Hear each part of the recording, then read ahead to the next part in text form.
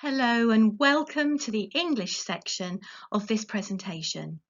I am Mrs Raymond and I'm subject leader for English, so that means that I look after all the English teaching in the school.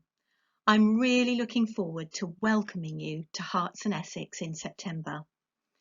English is great fun at Hearts and Essex.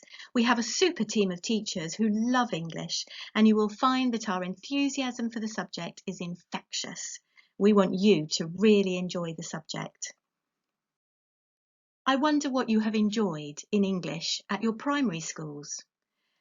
Perhaps you have enjoyed writing stories and letters, diaries, articles. Perhaps you've enjoyed reading books, poetry, plays. Perhaps you've enjoyed improving your grammar and your spelling. I wonder what you've not enjoyed in English at your primary schools. Perhaps you have not enjoyed writing stories, letters, diaries, articles. Perhaps you've not enjoyed reading books, poetry, plays. And perhaps you've not enjoyed improving your grammar and your spelling. Well, whatever your experience at primary school, we aim to help you to enjoy all aspects of English at Hearts and Essex. So, what will English lessons be like? Well, next year we will be starting with a unit called New Experiences. Here are some of the characters who, like you, are experiencing something for the very first time. I expect you recognise him, Harry Potter, learning to fly for the first time.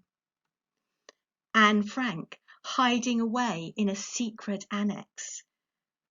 And Augie, going to school for the first time at the age of 10.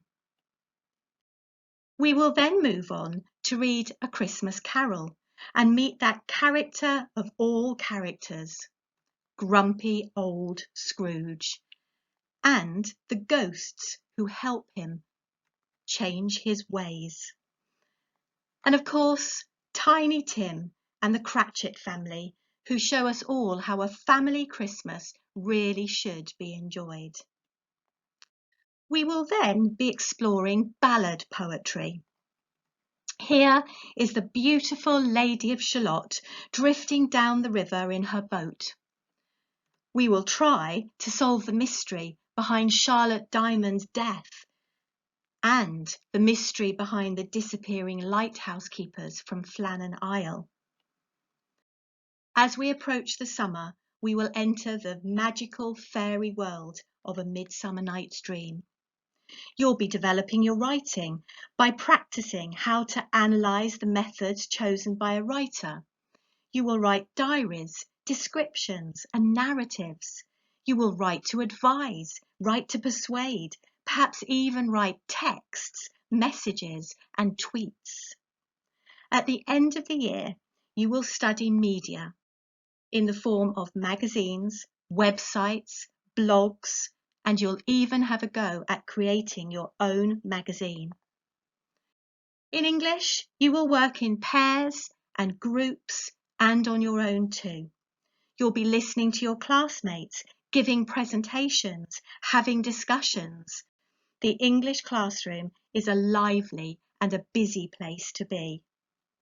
We would like you to be well prepared for your lessons, making sure that you bring your exercise book and your pencil case. We would especially like you to have a reading book. This should be in your school bag at all times.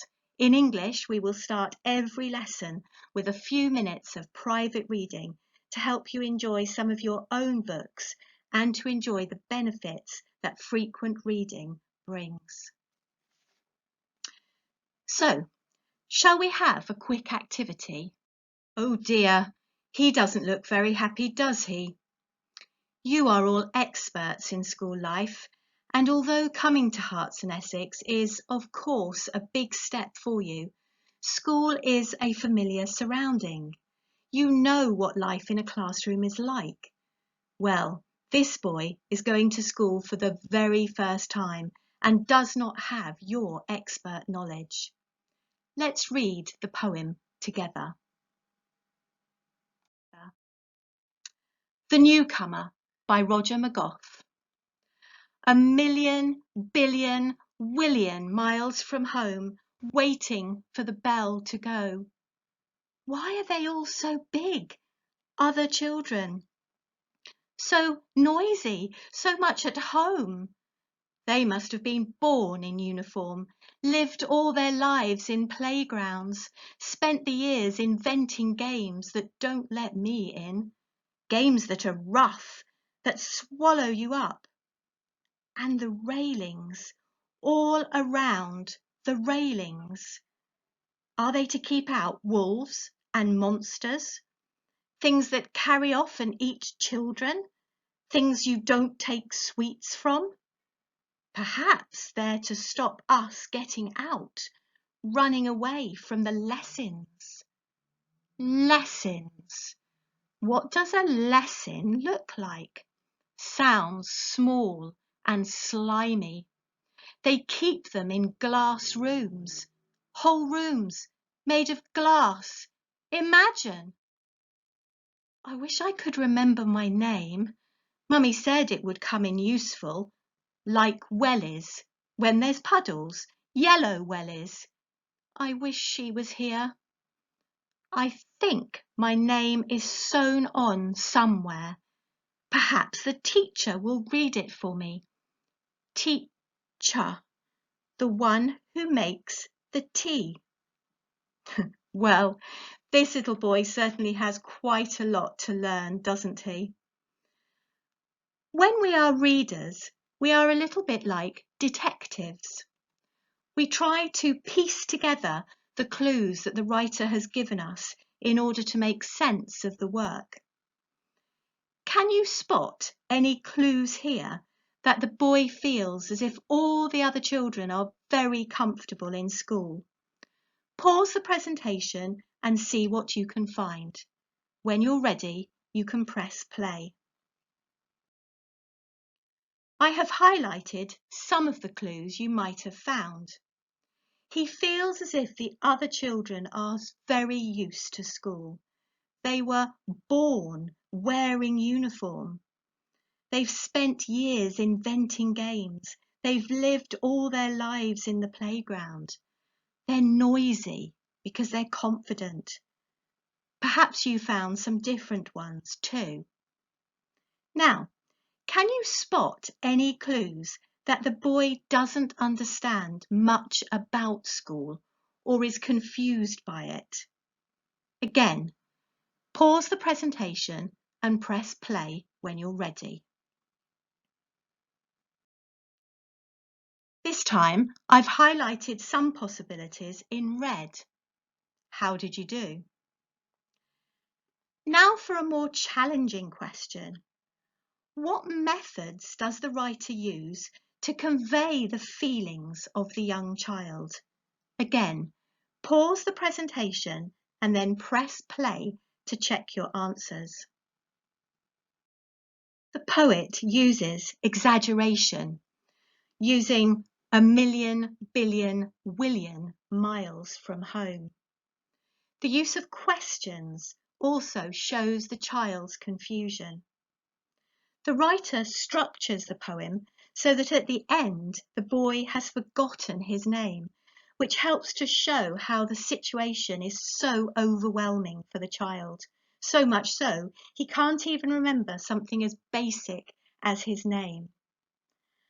Another method that the poet uses is to write in the first person, using I, me, and us, so the poem is told from the child's point of view.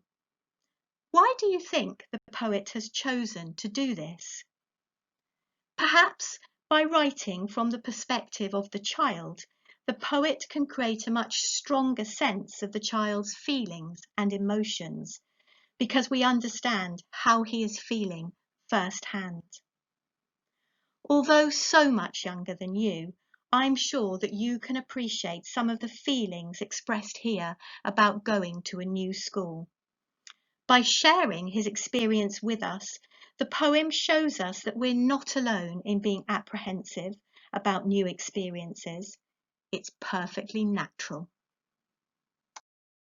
I hope that you will have a great summer and will look forward to joining us in September.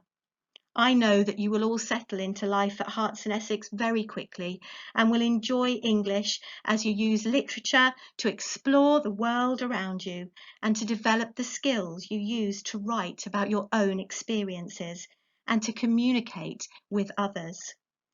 I'm looking forward to meeting you all very soon. Thank you.